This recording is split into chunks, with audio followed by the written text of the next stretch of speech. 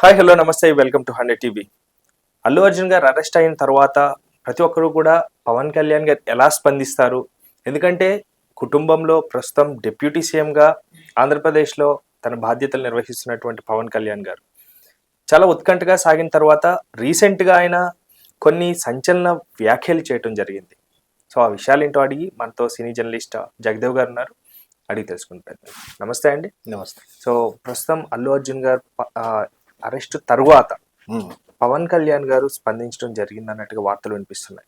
అలాగే కొన్ని సంచలన వ్యాఖ్యలు కూడా చేసినట్టుగా తెలుస్తుంది. సో ఏం మాట్లాడారంటే, ఇది చాలా మంది అంటే యావత్ ప్రపంచం కూడా ఎదురు చూస్తున్న సన్నివేశం ఒక విధంగా. అంటే బన్నీ గారు ఏదైతే శిల్పా రవి గారి దగ్గరికి వెళ్ళారో అప్పటి నుంచి ఏవో రకరకాల రూమర్స్ గాసిప్స్ వినిపిస్తున్నాయి. అయితే ఈ వినిపిస్తున్న నేపథ్యంలో ఈయన అరెస్ట్ కి సంబంధించి మనం ఆయన వెళ్ళి వచ్చినా కూడా నాగబాబు గారు చిరంజీవి గారు ఇమీడియట్ గా రెస్పాండ్ అయ్యారు, వెళ్ళారు, కలిశారు, అన్ని చూసాం. అయినప్పటికీ కూడా ప్రజల్లో ఎస్పెషల్లీ అభిమానుల్లో ఇంకా చిన్న ఉత్సుకత, అరే పవన్ కళ్యాణ్ వెళ్ళలేదేంటి, అరే పవన్ కళ్యాణ్ మాట్లాడలేదేంటి, ఆయన ఎందుకు మాట్లాడతాడు? ఇక్కడ ప్రభుత్వం, ఇప్పుడు ఆయన అక్కడ ప్రభుత్వంలో ఒక సాధారణ వ్యక్తి కాదు, లేదా ఒక సినిమా ఇండస్ట్రీకి చెందిన వ్యక్తి కాదు. ప్రస్తుతానికి సినిమా ఇండస్ట్రీ నుంచి రాజకీయాల్లోకి వెళ్ళాడు. 3 చోట్ల కవర్ చేయాలి. కుటుంబంలో ప్రతి ఒక్కళ్ళు పెద్దవాళ్ళు, సెకండ్ ఇండస్ట్రీలో ఆయనకంటూ ఒక పెద్ద నాయకుడు, అఫ్ కోర్స్ హీరో, రాజకీయాల్లో కూడా ఆయనకంటూ ఒక పెద్ద స్థానం.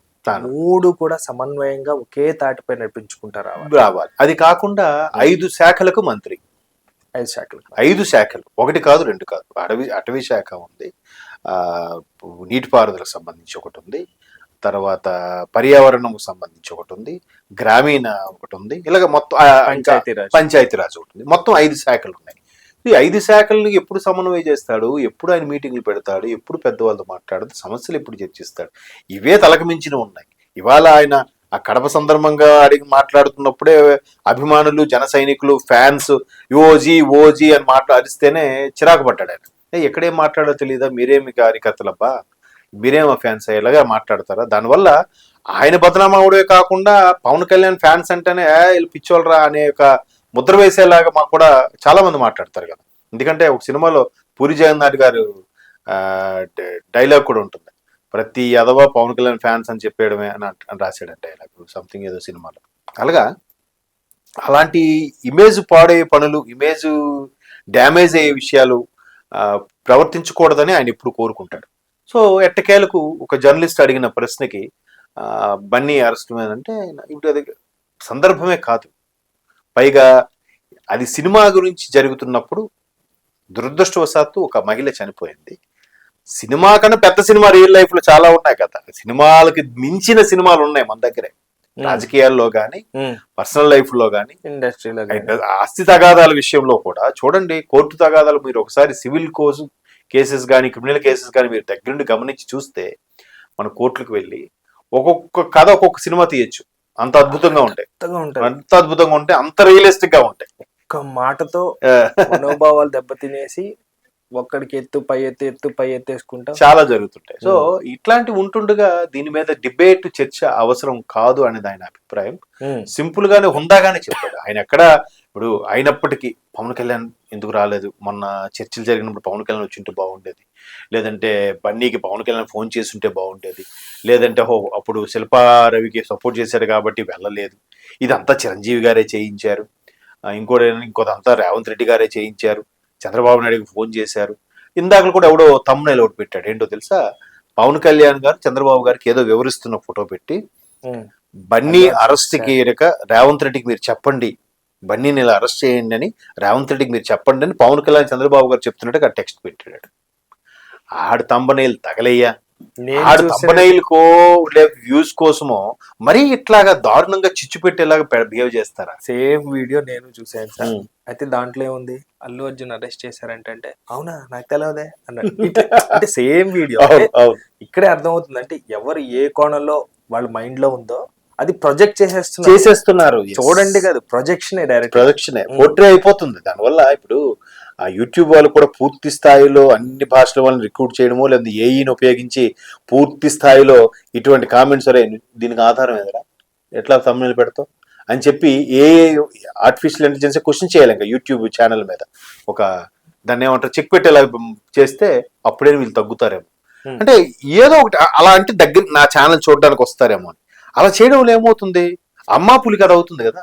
ఒక 2 సార్లు 2 తమ్ముడేల్స్కి వచ్చి చూస్తారు, మూడోసారి వీడు సొల్లు పెడతాడు రా, ఛానల్ ఎవడు చూస్తాడు అని చెప్పి స్కిప్ చేసేస్తారు. అమ్మా పులి కథ అదే కదా. ఓ 2 సార్లు పులి రాకపోయినా అమ్మా పులి అరిచాడు, నిజంగా వచ్చినప్పుడు అరిస్తే ఎవరు రాలేదు. ఈసారి నిజంగా తమ్ముడేలు పెట్టినా ఎవరు చూడరు, ఆదరించరు. అది అది తెలియట్లేదు. ఇంకోటి ఇలాంటి చేయడం వల్ల, పుష్ప లాంటి సన్నివేశాలకి కొంతమంది యాంటీగా మాట్లాడడం వల్ల ఇండస్ట్రీయే లేకపోతే మీరు వీడియోలు ఎవరి మీద చేస్తారండి? ఇండస్ట్రీయే లేకపోతే మీరు దేన్ని బేస్ చేసుకొని మీరు గాసిప్స్ చేస్తారు, దేన్ని బేస్ చేసుకొని మీరు వ్యూస్ రాస్తారు, దేన్ని బేస్ చేసుకొని మీరు రివ్యూస్ చేస్తారు, ఏ నటుల మీద మీరు ఆధారపడి మీరు వీడియోస్ అని చేస్తారు చెప్పండి. ఈ రోజు ఉన్న ఛానల్స్ లో సగంకు పైగా సినిమా రివ్యూస్ మీద, సినిమా మీద ఆధారపడే ఛానల్స్ అయినా సెలబ్రిటీస్ ఎక్కువ శాతం సినిమా అంటే మీరేం చెప్పండి. ఒక నాకు తెలిసి 60-70% సినిమాలు, మిగతా 30% న్యూస్ ఛానల్స్. అవునా? క్రైమ్ మిగతావన్నీ కూడా ఈ సెలబ్రిటీ మీరు అన్నట్టు either స్పోర్ట్స్ పర్సన్ ఆర్ కళాకారుడు ఆర్ రాజకీయ నాయకుడు, అంతేనా? వీళ్ళు ఎక్కువ సినిమా భాగం మీదే మనం చూస్తుంటాం. ఒక మ్యూజిక్, ఒక సాంగ్, ఒక వైబ్, ఒక బజ్, లేదంటే ఒక ప్రోపగాండా, ఒక ఇష్యూ ఏదొచ్చినా కూడా సినిమాకి రిలేటెడ్గా అబ్బా అవునా ఇట్లా జరిగిందట కదా, సమంత ఇలా అందట కదా, నాగసేన్ ఎందుక ఎన్నాళ్ళు ఇట్లా భరిస్తారు జనాలు కూడా స్కిప్ చేసేస్తున్నారు. పైగా మీరు ఒక్కరిదే కాదు, 1,00,000కు పైగా ఓన్లీ తెలుగు ఛానల్సే ఉన్నాయంట. ఒక్క తెలుగులో 1,00,000కు పైగా ఉంటే నీ ఛానల్ ఇలాగ నువ్వు రాంగ్ రూట్ లో వెళ్ళి రాస్తూ ఉంటే నిన్ను ఎవరు ఆదరిస్తారు? అది కదా. సో ఇట్లాంటి ఎన్నున్నా కూడా పవన్ కళ్యాణ్ లాంటి వ్యక్తి చాలా జాగ్రత్తగా ఆచితూచి మాట్లాడుతున్నాడు. దీనికన్నా చర్చించుకోవాల్సిన అంశాలు చాలా ఉన్నాయి.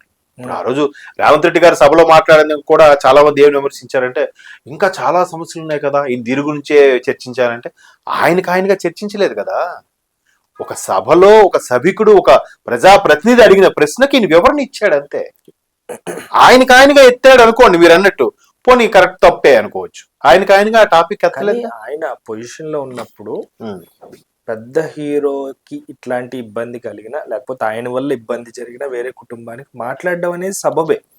అది నిజమా తప్ప రైటా, ఎంతవరకు వాస్తవం, కోర్టులు ఉన్నాయి, పోలీసులు ఉన్నారు, అది చూసుకుంటూ పోతుంది. అంటే ఒక ప్రజానాయకుడు అంటే ప్రజల సమస్యల గురించే కదా మాట్లాడారు. కానీ ఆయన మాట్లాడడం వల్ల ఇంకొక వెర్షన్ కూడా ఆయన పాజిటివ్ వైబ్ అయిందంటే, చిన్నోళ్ళైనా పెద్దోళ్ళైనా రేవంత్ రెడ్డి గారు వాస్తవం తర్వాత లేదు. ఆయన అన్నది కూడా ఇప్పుడు ఇంతమంది సెలబ్రిటీలు ఆయన పలకరించడానికి వెళ్ళారు కదా, ఇక్కడ ఒక ప్రాణం పోయింది, ఇంకో ప్రాణం ఆపదలో ఉంటుండగా ఒక్కడు కూడా వెళ్ళరు, చూడరా, చర్చించరా, కనీసం ఒక వీడియో అయినా చేసి పెట్టరా. ఆ తర్వాత కదా కదిలేరు ఒక్కొక్కరు.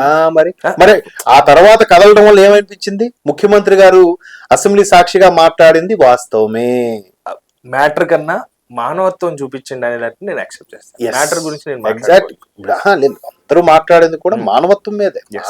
ఆయన కూడా పోసగుచ్చినట్టు చెప్పాడు, ఏం జరిగింది మా అధికారులు చెప్పారు అధ్యక్ష, మా సిబ్బంది చెప్పారు అధ్యక్ష, మా పోలీసులు చెప్పారు అధ్యక్ష అంటూనే చెప్పాడు తప్ప నేనే పక్క నుండి చూశాను ఆయన కూడా చెప్పలే.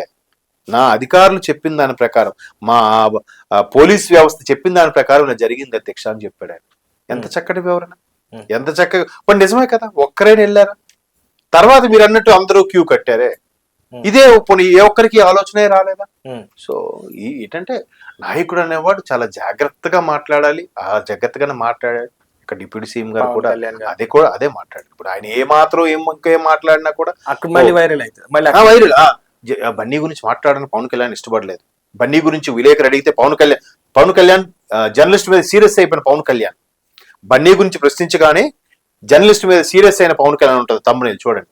తీరా చూస్తే లోపల కాదు అదేం ఉండదు, ఆ పాతే తీసుకొచ్చి జాయింట్ చేస్తారు. ఇది ఈ ధోరణి మారాలి. అనవసరంగా చిచ్చు పెట్టడం వల్ల దీని మీద అభిమానులు కూడా ఆఫీసుల్లోనూ ఫ్రెండ్స్ మధ్యలో ఆర్గ్యుమెంట్లు చేసేసుకుంటున్నారు. వీడు అలాగ అన్నాడంటరా, వాడు అలాగ అన్నాడు అంటరా అట, ఎవరికి మళ్ళీ క్లారిటీగా తెలియదు. సెల్ఫ్ మీడియా నా వార్తలు నా ఇష్టం. రైట్, ఓకే, థ్యాంక్ యూ అండి, థ్యాంక్ యూ జగదేవ్.